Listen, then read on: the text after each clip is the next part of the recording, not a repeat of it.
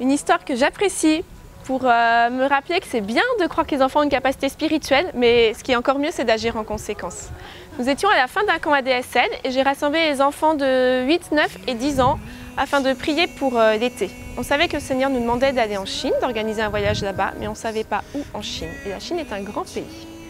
Nous avons donc pris le temps d'écouter le Seigneur avec ses enfants et je leur ai demandé de parler et de me dire ce qu'ils avaient reçu.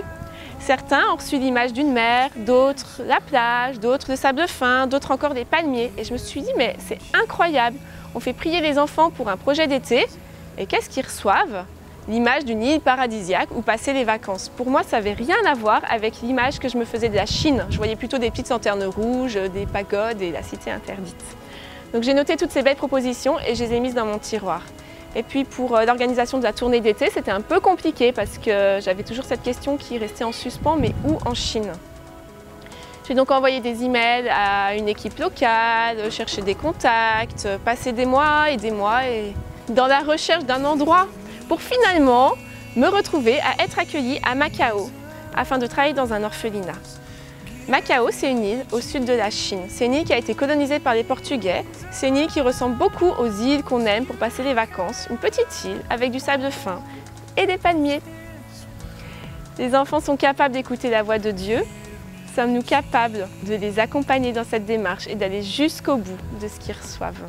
4 semaines à Abidjan, une des choses que j'ai le plus appréciées, c'est de découvrir mes frères et sœurs de la francophonie, de faire connaissance avec mes amis africains qui sont des personnes tellement belles et merveilleuses, de passer du temps avec eux, de prier avec eux, de se réjouir ensemble.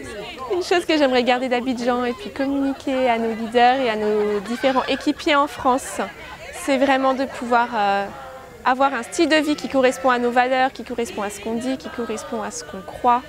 C'est pas quelque chose qui est évident, c'est quelque chose qui va à l'encontre de la société. C'est une vie qui est différente, mais ça vaut la peine c'est une vie qui vaut la peine d'être vécue.